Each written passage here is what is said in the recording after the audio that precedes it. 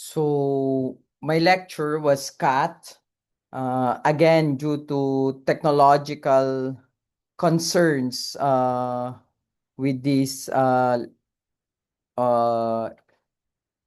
laptop, and I don't really know.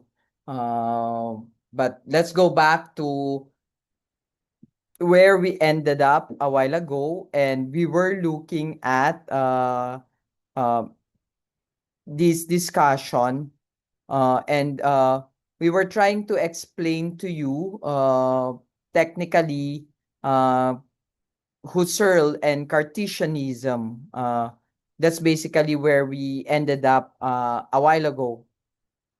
Now, let's go back to slide 40 a bit because this was the discussion that was cut technically. So we were saying that in here we see I think therefore I am, or I think I am. And Descartes searches for certainty by beginning with the thinking subject. Husserl, as I've said, admires something about this move, and he too wants philosophy to return radically to the conditions under which knowledge becomes possible. But Husserl changes the meaning of the subject. The subject is not simply locked inside itself. Consciousness is intentional. As such, it's always consciousness of something. So Husserl is simultaneously Cartesian and anti-Cartesian. Cartesian because he begins from subjectivity. Anti-Cartesian because subjectivity is never simply enclosed within itself. Heidegger thinks Husserl has not gone far enough. Why begin with the subject at all? We are being in the world. Levinas will ask another question. Why should the self remain the starting point? Perhaps philosophy should begin with the other. Sartre keeps the language of consciousness but transforms it into a philosophy of radical freedom. And Merleau-Ponty will increasingly dissolve the rigid boundary between subject and world through embodiment. So, slide 40, where we ended up the part 2 lecture, should not be treated as merely a historical debate about Descartes. It raises the fundamental question: where should philosophy begin? With the subject, with consciousness, with existence, with the body, with the world, with the other. And perhaps the most important lesson is that 20th century European philosophy increasingly refuses to imagine the human being as a spectator standing outside reality. We are involved, we are embodied, we are situated, we remember, we anticipate, we fear, we hope, we encounter other people. We inhabit a world that already matters to us. In the previous recording, part 2, uh, Husserl taught us return to experience. Heidegger asks, who is this being who experiences? Merleau-Ponty asks, how does the body already place us within the world? Levinas asks, what happens when when the one who appears before me is another person? And Sartre will ask, what does it mean that consciousness is never simply what it already is? The question is no longer only about how do we know.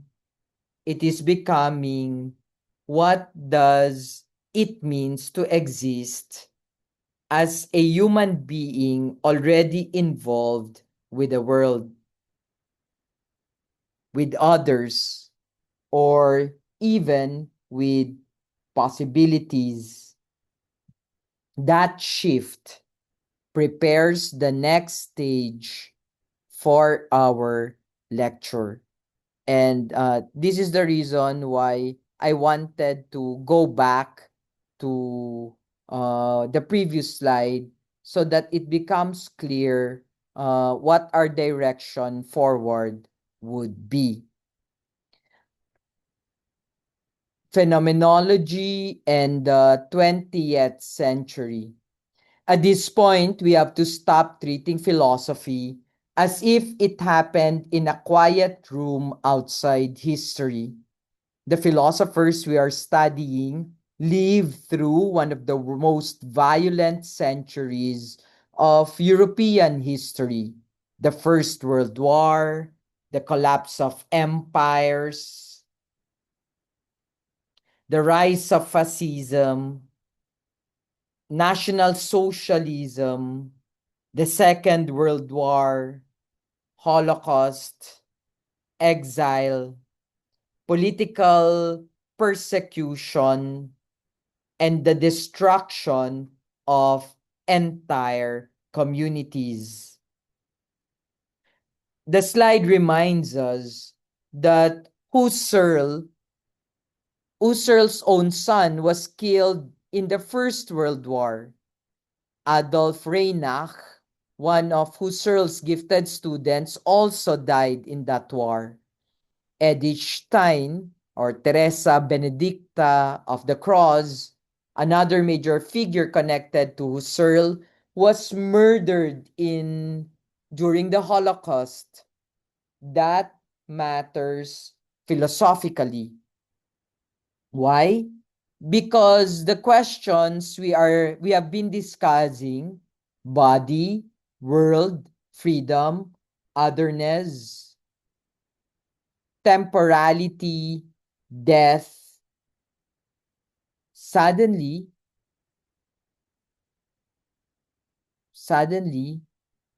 becomes unavoidable realities.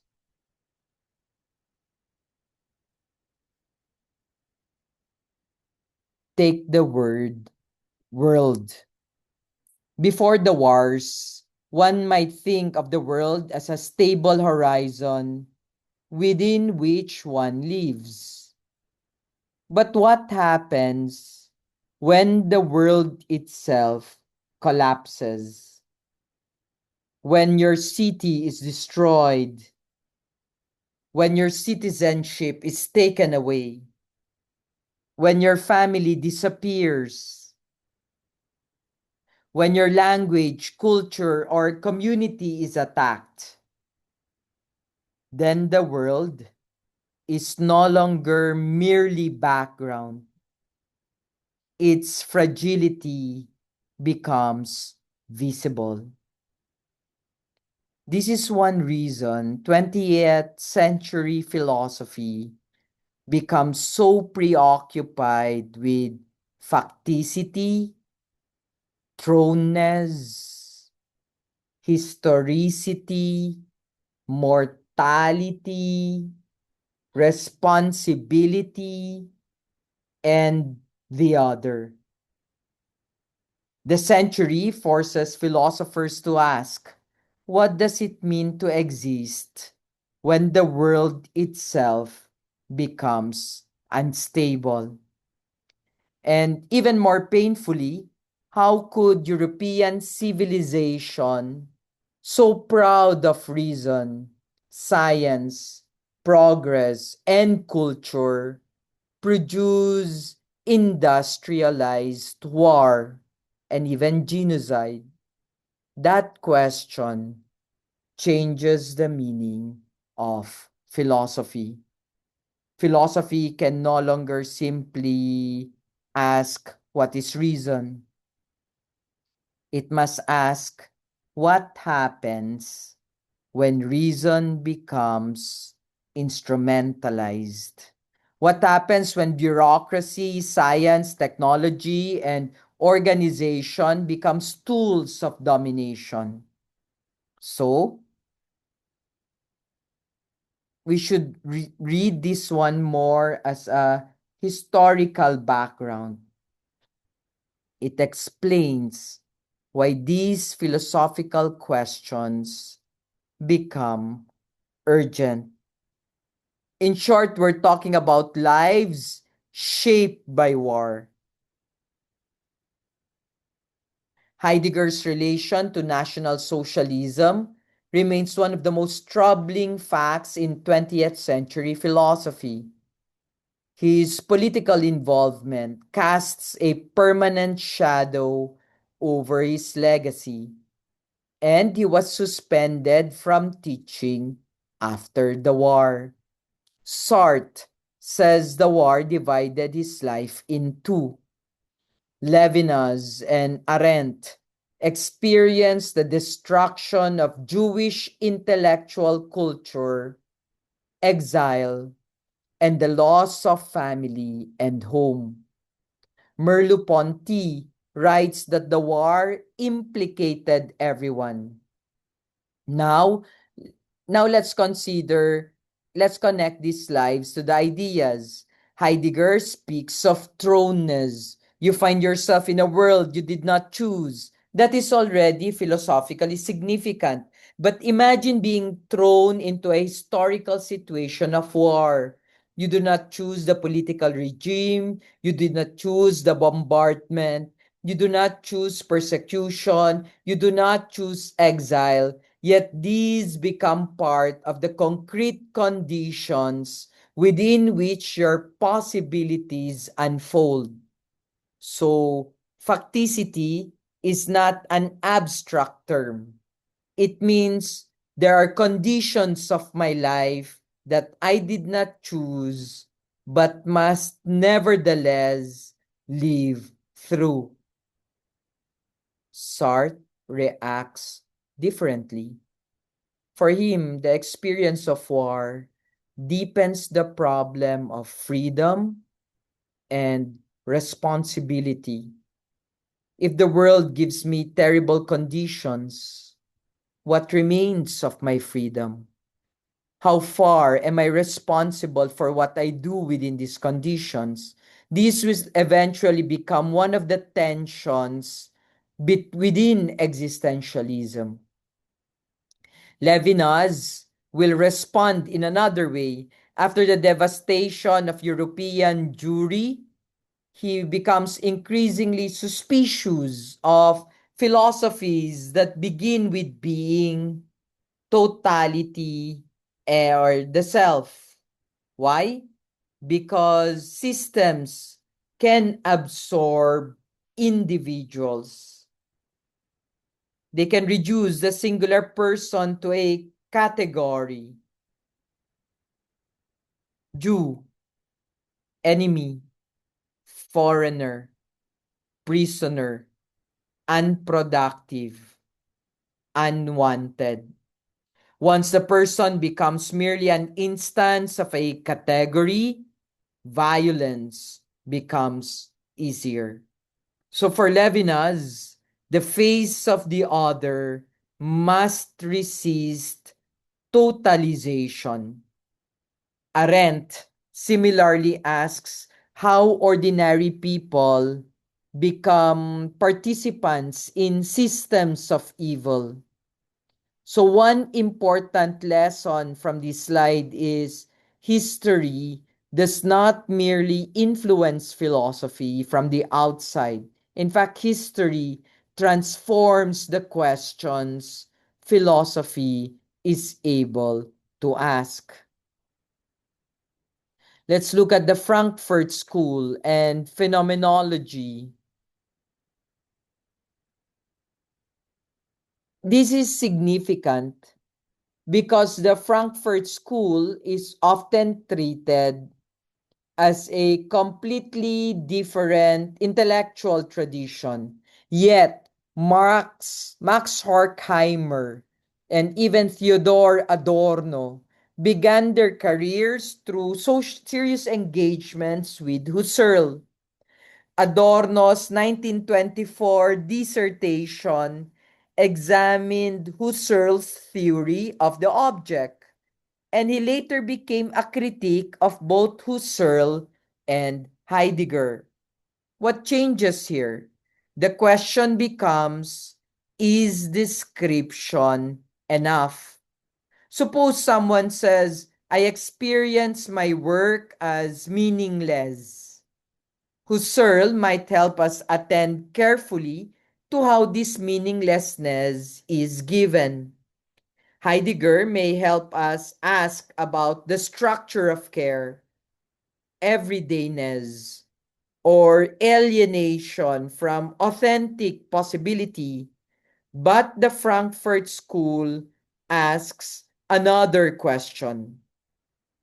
What social and economic arrangements produced this experience? What about capitalism, industrialization, bureaucracy, mass culture, political domination?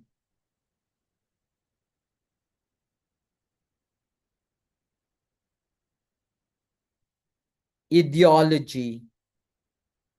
This is a major expansion of the problem. Experience is never merely private. Your experience is shaped by institutions, schools, markets, media, government, class, religion, family, technology. So if we only describe experience without examining the structures that produce it, we may miss something important. This is why critical theory moves from description toward critique.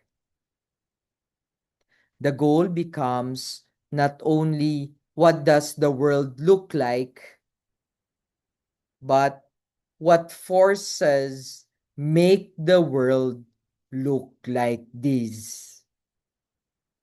And could it be otherwise?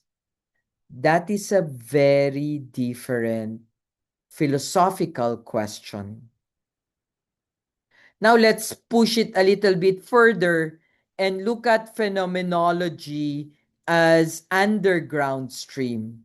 This gives us one of the best metaphors ever. Phenomenology becomes an underground stream. It does not always survive as an explicit school, but its questions continue feeding later traditions.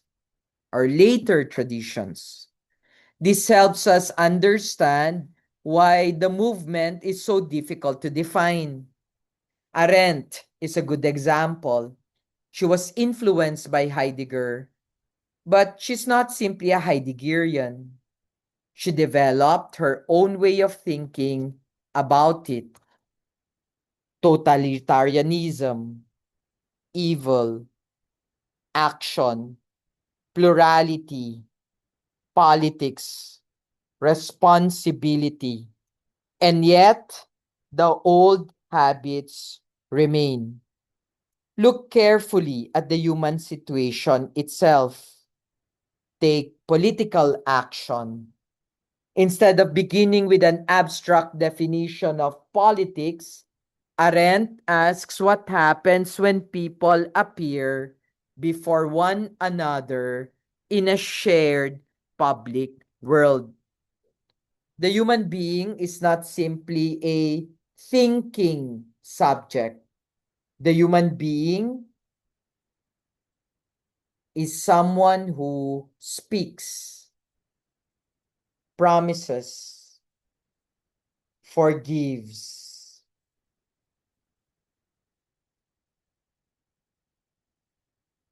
begins something new, lives among others. So here you see something very interesting.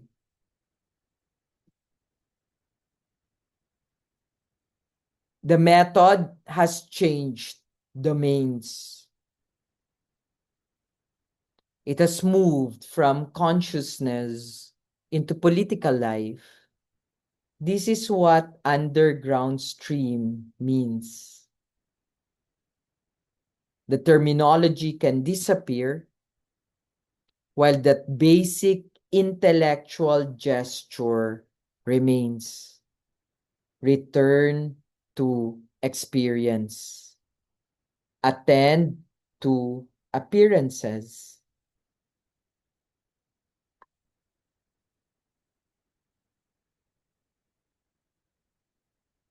Do not let abstraction erase concrete human experience. Phenomenology in France. Now the movement enters France.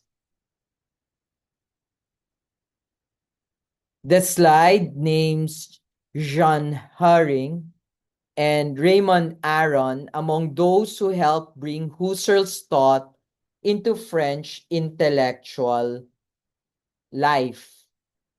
But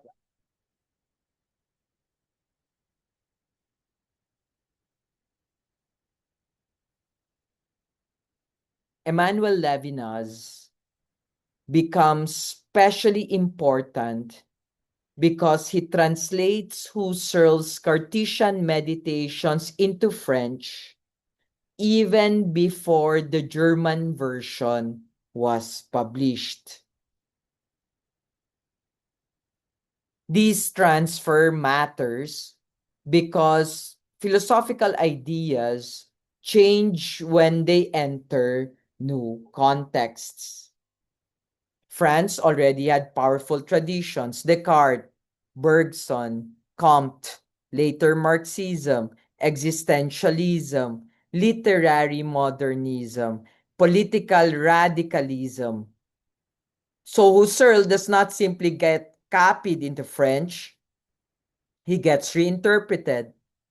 And that reinterpretation changes the history of philosophy.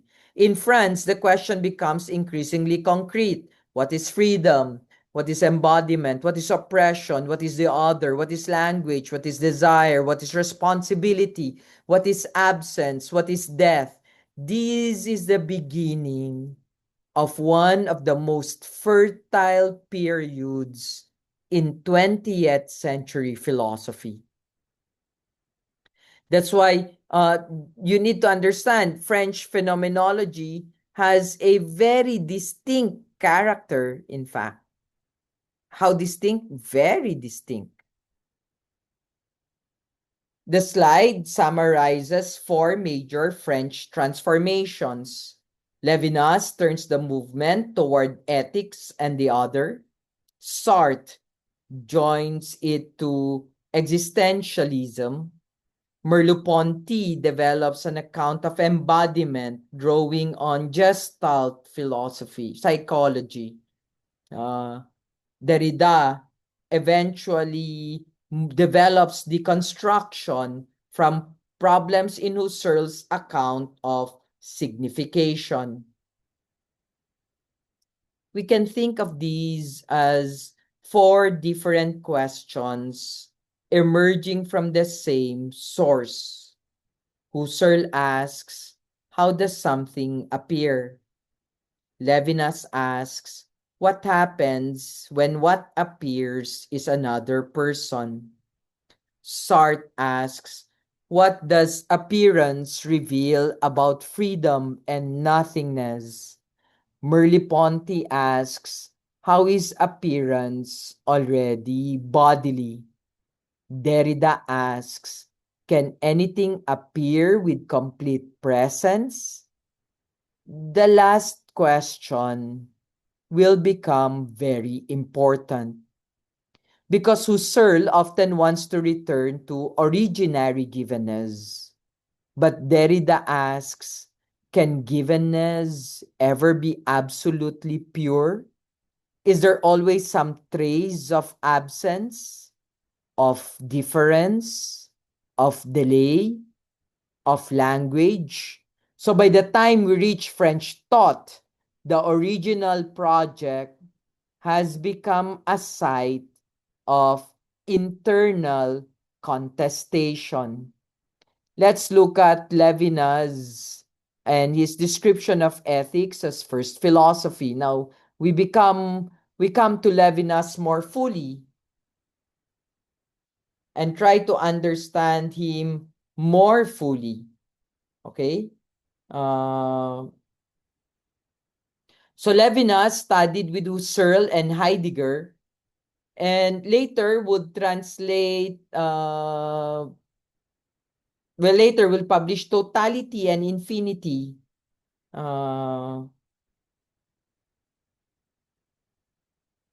In 1961. And the slide would emphasize that he investigates intentionality and its limits and turns phenomenology toward ethics. This is one of the most radical moves in the entire tradition. Husserl begins with consciousness. Consciousness is directed toward an object. But Levinas asks, can another person ever be merely an object of my intentionality? Suppose I see a chair. I can examine it completely, measure it, describe it, own it, use it, dispose of it. But can I do the same with another person? I can gather information about someone, age, occupation, nationality, personality, history, diagnosis. But even after all of that, have I exhausted who that person is? Levinas says, no. The other always exceeds my concept of the other. This is why he becomes suspicious of totality. A totality is a system that claims to contain everything. But the other person resists being completely contained by my categories. And this resistance is ethical. The other person is vulnerable. The face says, in effect, do not destroy me. This does not have to be spoken aloud. The presence of vulnerability itself places a demand upon me.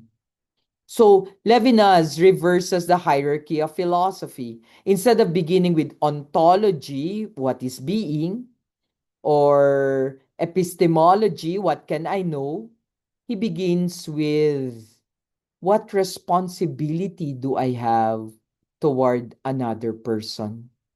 That is why ethics becomes first philosophy. Now let's look at another thinker, Jean-Paul Sartre. Sartre takes another path.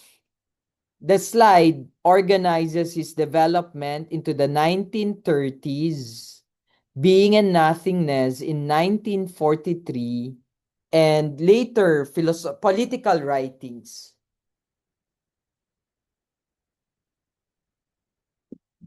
What does Sartre inherit from Husserl? Intentionality. Consciousness is always directed outward. But Sartre radicalizes it. Consciousness is not a thing.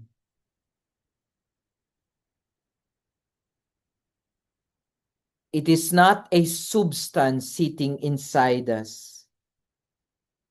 It is a movement beyond itself. This becomes central to his idea of freedom.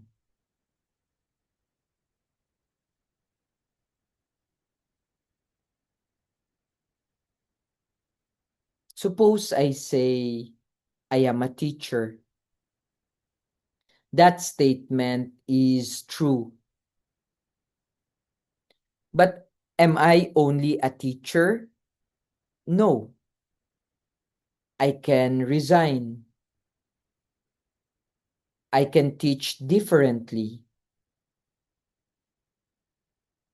I can fail as a teacher.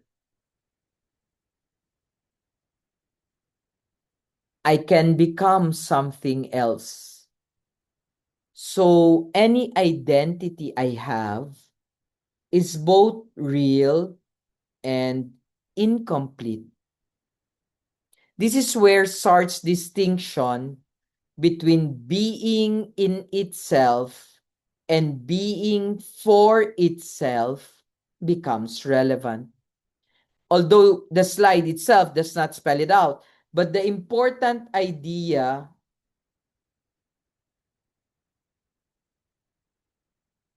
is that a human being is never simply fixed. We project possibilities that creates freedom. But freedom also creates anxiety because if I am free, I cannot completely escape responsibility for what I become. This is why Sartre's philosophy becomes a philosophy of freedom, bad faith, responsibility, choice, nothingness. The human being is always more than what has already happened.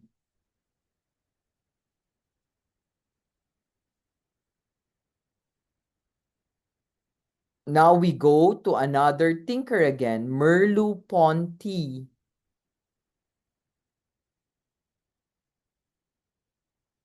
Merleau-Ponty receives the tradition differently. The slide emphasizes his reaction against behaviorism and positivism. His use of uh, Gestalt psychology,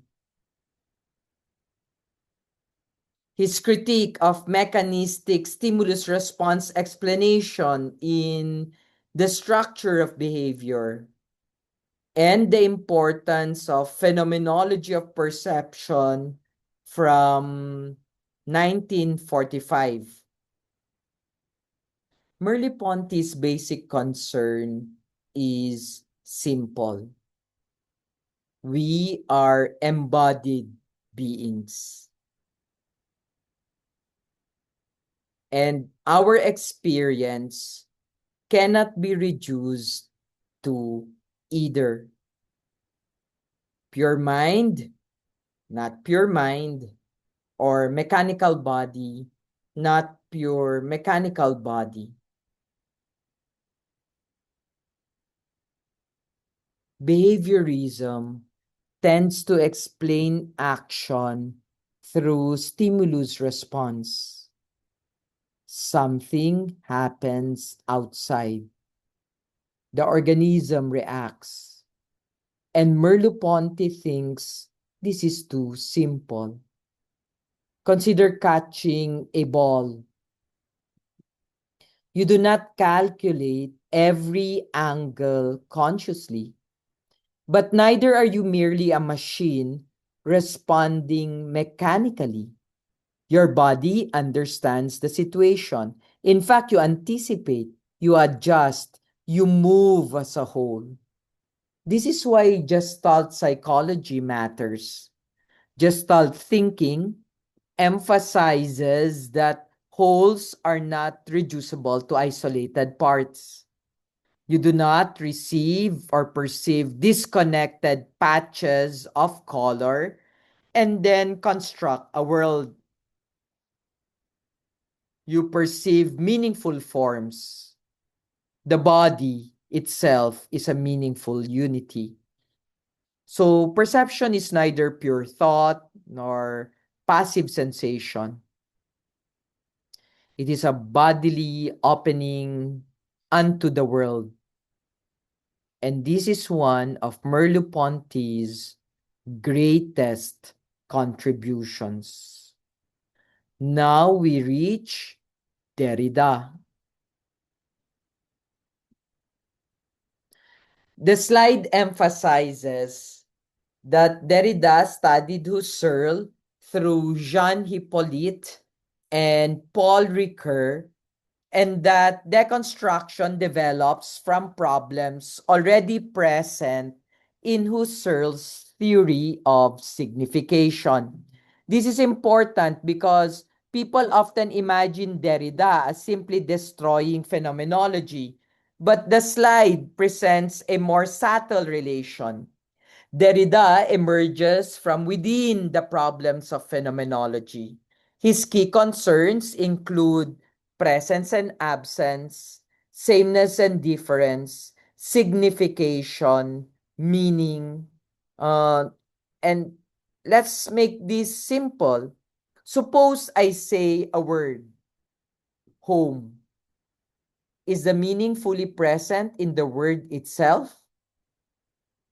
Not exactly. The word refers beyond itself. It evokes memories, differences, other words, past experiences, possible futures. Its meaning depends partly on what it is not. Home is meaningful partly because it differs from house, exile, foreignness, hotel, shelter. So, meaning is never simply a pure presence. It depends upon difference and often upon absence too. This becomes one of the openings toward deconstruction. Derrida therefore asks, can we ever achieve that pure givenness that Husserl hopes for? Or is every act of meaning already marked by what is absent? This is not a simple rejection. It's a radical questioning from within.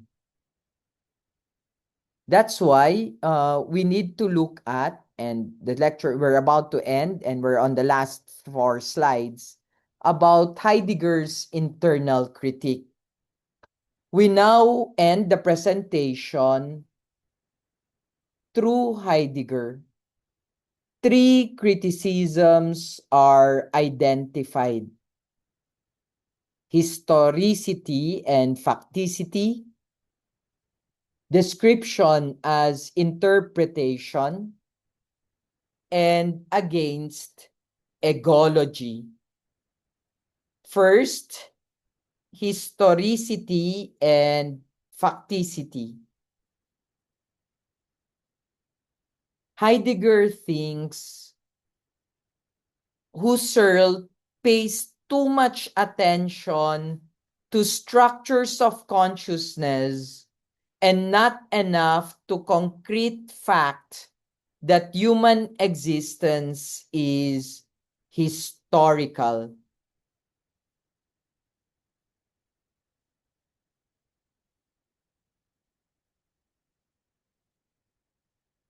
We exist at a particular time in a language,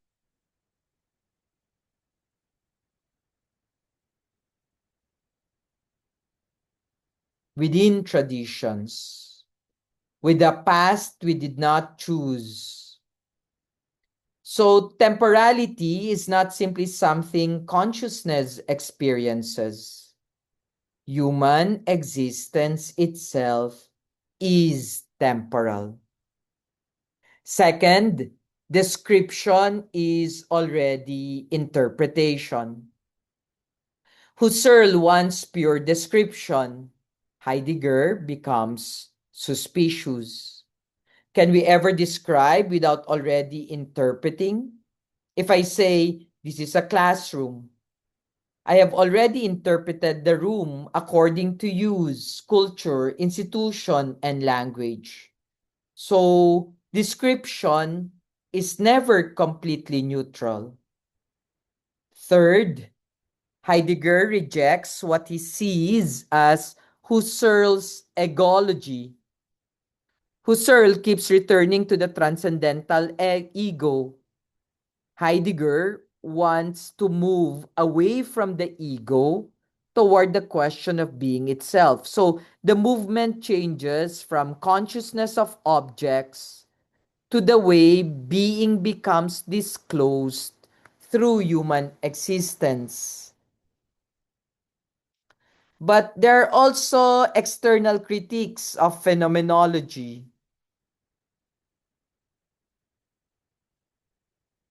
The Vienna Circle and positivism, Marxism, deconstruction, structuralism. Let's take them one by one. The Vienna Circle says, in effect, where is the verification? Schlick criticizes Husserl's intellectual intuition. Excuse me. Carnap attacks Heideggerian language as meaningless metaphysics. Ayer popularizes the positivist critique of verification. For these thinkers, philosophy should be clear, logical, and tied to verifiable propositions. Second, Marxism. Horkheimer criticizes Husserl's philosophy as too individualistic. The problem is not merely consciousness, it is society, class, power, material conditions. Third, structuralism. Structuralists such as Levi Strauss and Althusser challenge the trust placed in the consciousness. Maybe consciousness is not the foundation. Perhaps structures we are not conscious of, like language, kinship, ideology, shape experience more deeply than we realize. Fourth, deconstruction. Derrida challenges the assumption that meaning can become fully present in intentional acts. So by the middle of the 20th century, phenomenology is being attacked from several sides, to subjective, to idealist, to unscientific, to centered on consciousness, to confident about meaning, and yet these criticisms also show its importance. People do not spend this much time attacking an irrelevant philosophy. That's why what we will see is Heidegger's enduring phenomenological commitment. This makes a very important correction. Although Heidegger transforms the movement radically, he never abandons its basic spirit. The slide cites his 1962 description of phenomenology as the process of letting things manifest themselves. That returns us to the very beginning, back to the things themselves. Let the thing show itself. Do not force it into a theory too quickly. So, even when Heidegger abandons Husserl's terminology, The basic gesture survives.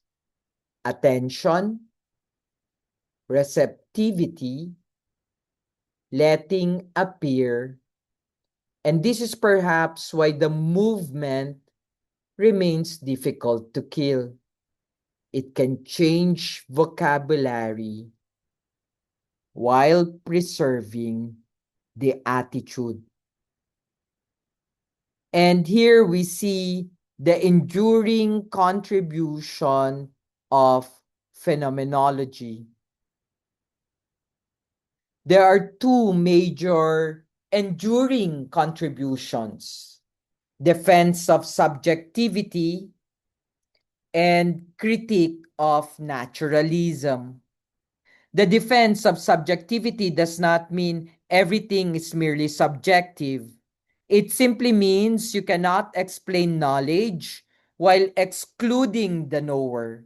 Science itself requires perception, judgment, interpretation, evidence, meaning. So consciousness cannot simply be removed from our understanding of knowledge. Second, the critique of naturalism. Naturalism often tries to explain everything in terms of natural processes. But if it removes consciousness, value, or meaning completely, it risks undermining the very standpoint from which scientific claims are made. That is why the slide describes naturalism as potentially self-defeating. The movement also remains diverse. Husserl rejects relativism and historicism. Heidegger reintroduces history. Merleau-Ponty moves in still another direction. The disagreement is not necessarily failure. It may show that the original questions were fertile enough to generate multiple paths. And we have reached the end.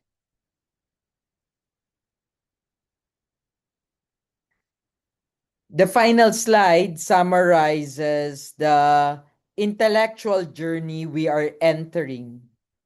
Brentano on the origins, Husserl on the foundation, Heidegger on the transformation, and the French thinkers for metamorphosis. That sequence is a very good way to conclude the lecture. Brentano gives us intentionality and descriptive psychology. Husserl radicalizes this into a philosophical method. Return to the things themselves. Suspend assumptions. Attend to givenness. Analyze intentionality. Investigate consciousness. Then Heidegger transforms the project. Human beings are not detached consciousnesses. We are being in the world. Historical, temporal, thrown, concerned. Then the French thinkers transform it again. Levinas, the other, Sartre, freedom, Merleau-Ponty, the body, Derrida, difference, absence, signification. So the history is not Husserl was right, then everybody followed. No. Neither is it Husserl failed, then everybody abandoned him. The better story is Husserl asked a question so powerful that latter thinkers had to change it in order to continue it. And perhaps that is the best way to understand this whole movement. Its deepest contribution is not a single doctrine. It is a philosophical discipline. Look again. Tumingin muli. Attend. Do not rush. Allow reality to resist your categories.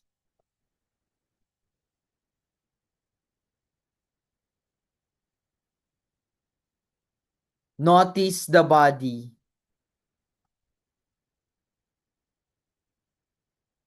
Notice the world.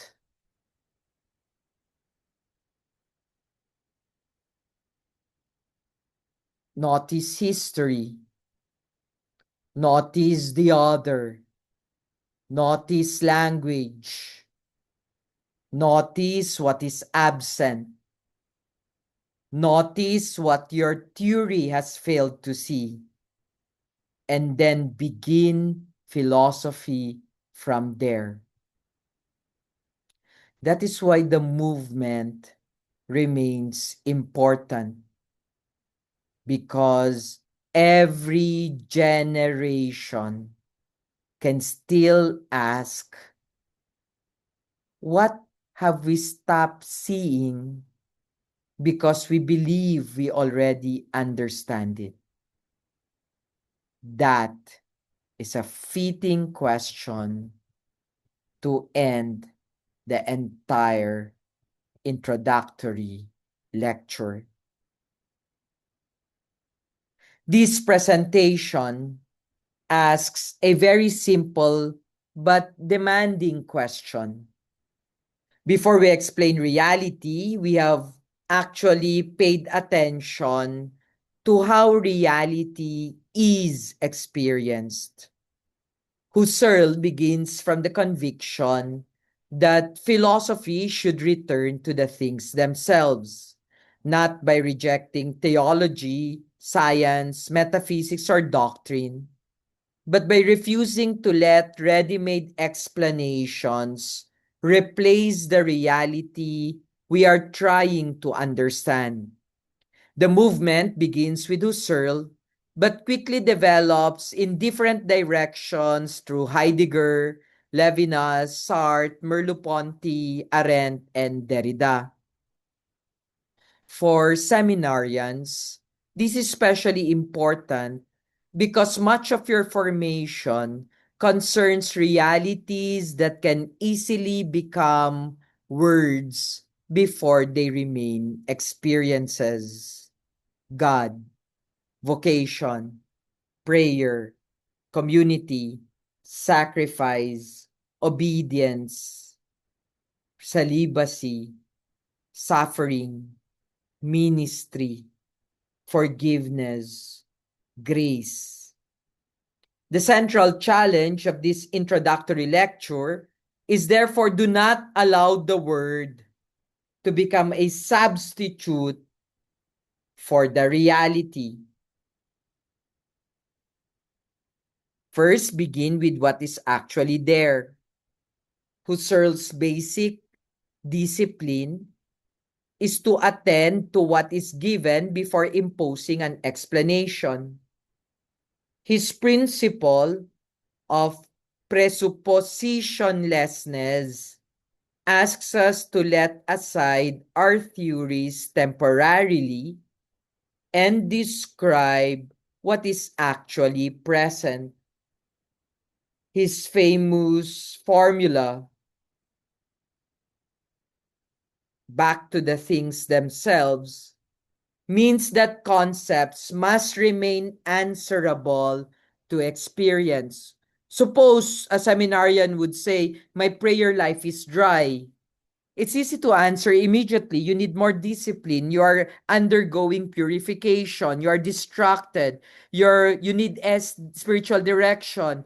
All of those may eventually be relevant, but first ask, what does dry me actually mean?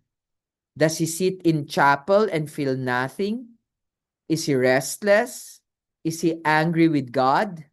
The scripture no longer speak to him Is he praying faithfully but without consolation? Does he feel abandoned? That is the difference between putting an experience into a category and actually listening to the experience. In pastoral ministry, the same principle applies. If someone says, I have lost my faith, the first task is not necessarily to correct theology. Ask what losing faith means in that person's actual life. Perhaps her child died. Perhaps she prayed for healing and nothing happened. Perhaps she experienced abuse from a religious leader. Perhaps she still believes intellectually but no longer experiences God as trustworthy. The phrase, I lost my faith, may conceal several very different experiences.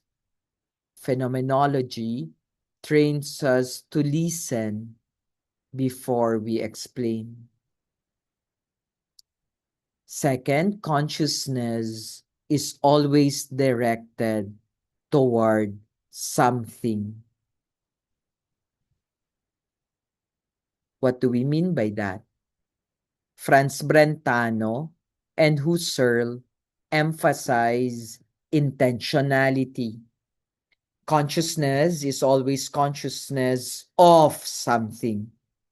Seeing, remembering, loving, hoping, fearing, imagining, and praying all have a direction. You do not simply love, you love someone. You do not simply fear, you fear someone. You do not simply hope, you hope for something. This becomes useful for discernment. A seminarian says, I want to become a priest. The next question should be, what exactly is being desired? Priestly ministry, recognition, belonging, the Eucharist, service, security, a religious identity, being needed, family expectations. The same sentence, I want to become a priest, can contain different intentional objects. This does not immediately mean that some motives are false and others true. It means that discernment requires learning what our desire is actually directed toward. The same is true for fear. I am afraid of ordination. Afraid of what? Failure, permanent commitment, loneliness, unworthiness, being responsible for others, losing freedom, disappointing the family. Again, the act of fear becomes intelligible only when we attend to what it is fear of.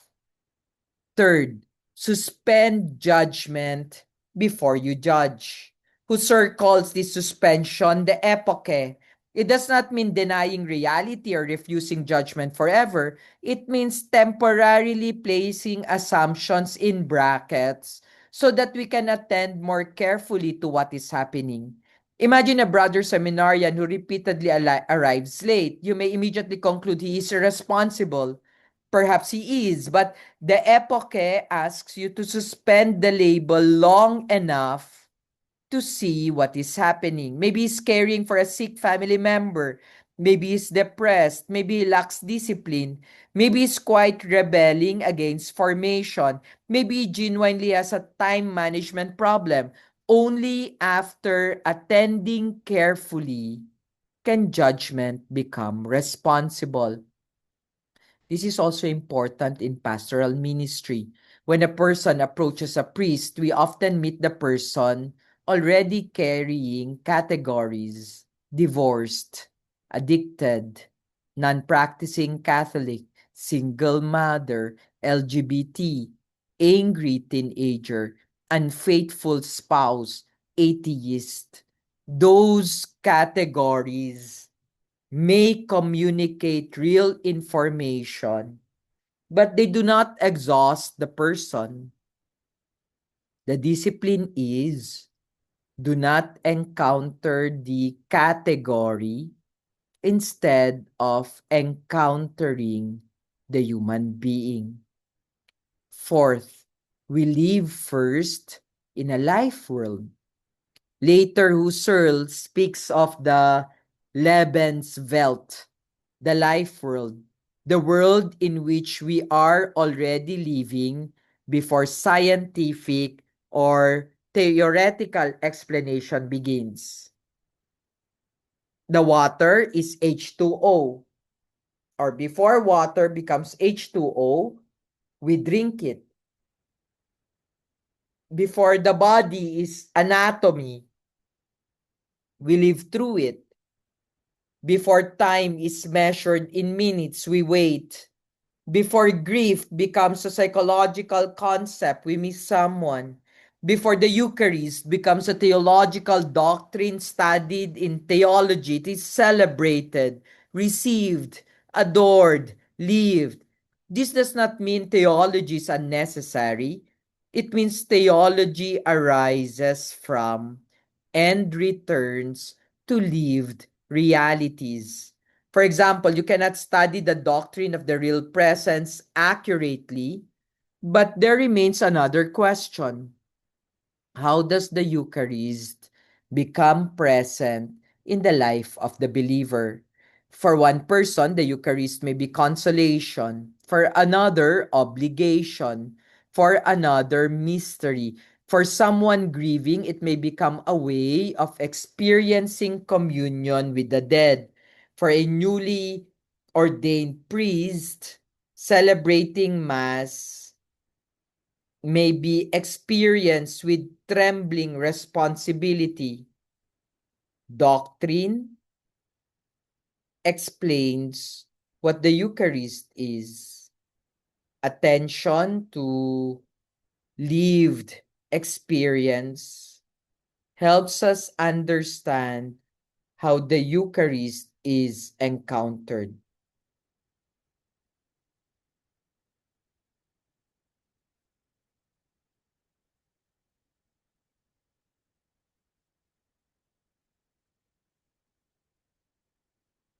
The two should not be enemies.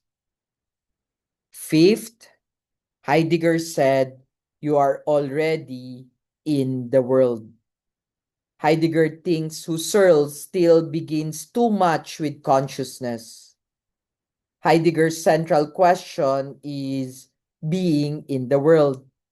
Human beings are not minds standing outside reality and looking in. We are already situated, involved, concerned, and affected by the world. A seminarian does not enter formation as a blank consciousness. He arrives already carrying a family, a language, a province, a social class, childhood experiences, expectations about priests, memories of the church, relationships, wounds, hopes. Heidegger calls attention to thrownness. We begin from conditions we did not choose. You did not choose your parents, your birthplace, your language. You did not choose many events that formed you.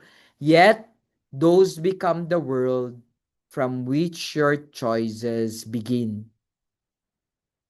Formation, therefore, should not only ask, what do you want to become? It should also ask, from what world are you coming? Because vocation is lived from within a history. Sixth, mood reveals the world.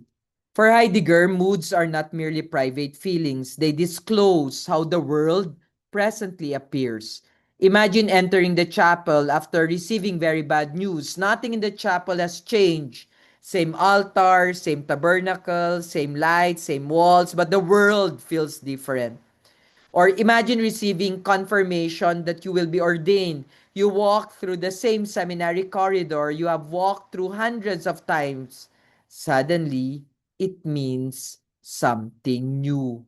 The corridor has not changed, but your way of inhabiting the world has changed. This helps seminarians understand why emotions should not be simply dismissed as irrational noise.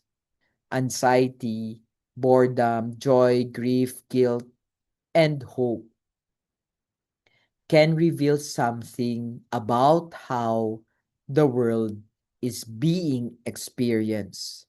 They are not always reliable conclusions, but they are worth listening to. Seventh, Merleau-Ponty, you do not merely have a body. Merleau-Ponty deepens the discussion through embodiment. The body is not merely an object we possess, it is the way we inhabit the world. For seminarians, this is important because Christian formation can sometimes become overly intellectualized, but prayer is bodily. You kneel, stand, sit, bow, sing, remain silent, fast, eat, touch, anoint, lay hands. The liturgy is deeply bodily. Pastoral ministry is also bodily. You sit beside the dying, you hold someone's hands, you hear a trembling voice, you see tears, you become physically tired after hours of ministry. Your body is not an accidental container for your spiritual life. It is one of the fundamental ways through which you are present to God, others, and the world. Even celibacy is not merely an intellectual decision. It is lived through an embodied person with affection, desire, loneliness, friendship, attraction, vulnerability, and the need for intimacy. Any formation that ignores embodiment will eventually become unrealistic. Eight, the other is not an object. Levinas introduces one of the most important ethical developments in the lecture. Husserl asks how objects appear to consciousness, and Levinas asks what happens when what appears before me is another human being. The other cannot simply be treated like an object of knowledge. Another person exceeds my categories and make an ethical demand upon me. Levinas, therefore, orients the tradition toward ethics as first philosophy. This matters enormously for priesthood. A parishioner is never simply the problem, the poor person, the adulterer, the difficult parishioner, the addict, the donor, the non-practicing Catholic. Those may identify aspects of the person's situation, but they do not exhaust the person. Imagine a homeless person approaching the rectory. There are two ways of seeing that. One, here comes another person asking for money.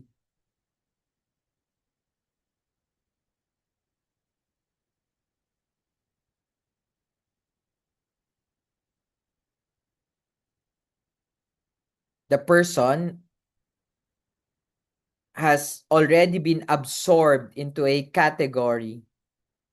Levinas asks us to recover the interruption created by the presence of the person itself. Someone is standing before me. Someone with a face, a history, fear, hunger, dignity. The ethical question arises before I have solved the problem. This does not mean giving everyone everything they request. It means never allowing administrative efficiency to erase the human face. Ninth, Sartre, you are not simply what you already are. Sartre receives Husserl's idea of intentionality and develops it into freedom and existentialism. Human beings are not fixed objects.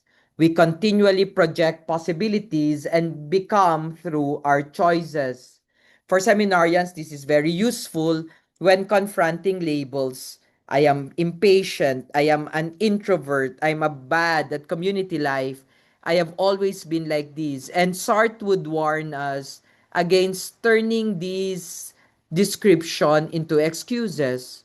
Your past matters, your personality matters, your limitation matters, but they do not completely determine your next choice. There's a temptation to turn identity into destiny. I'm simply this kind of person. That can become a way of avoiding responsibility. Formation assumes precisely the opposite. You can become. This does not mean unlimited freedom. You are situated, you have limitations, but within those limitations, you are continually responding. 10. History matters. The presentation later emphasizes that these philosophers lived through war, fascism, Nazism, Holocaust exile, and political upheaval. Husserl lost his son and students to the wars. Heidegger's association with the National Socialism permanently complicated his legacy. Levinas and Arendt experienced the destruction of European Jewish life. For seminarians, this is important too. No theology or philosophy happens outside history. When we speak about human dignity in the Philippines, for example, we do so within concrete realities: poverty, migration, political violence, family structure, social media, economic inequality, religious devotion, clerical authority. Pastoral theology cannot speak as though these conditions do not exist. The question is not only what does the church teach, it's also how is this teaching heard and lived within this particular world. This is not relativism. It's attention to incarnation. Of course, there are more, like the Frankfurt School, which will talk about power and structure, or Arendt, which will talk about action and responsibility, and Derrida, where he will say meaning is never completely simple. Uh, but at the end, the enduring lessons is that subjectivity matters and naturalistic explanations cannot exhaust human experience. For seminarians, I would reduce the entire lecture to a very practical discipline. Learn to see the person, the experience, and the world before you rush to explain them. When someone says, I'm losing my vocation, listen. When someone says, I cannot forgive, listen. When someone says, God has abandoned me, listen. When a brother becomes difficult, look again. When prayer becomes dry, look again. When your own motives seem obvious, look again. When a theological category seems to explain everything, look again. Not because doctrine, reason, theology, or judgment are unimportant, but because truth requires that our concepts remain answerable to reality. For priestly formation, this is ultimately a discipline of attention. Do not approach persons merely as cases to solve, sins to classify, problems to manage, or doctrines to apply. Encounter the person who is actually there. That may be the most concrete lesson of the entire presentation. Thank you very much for listening.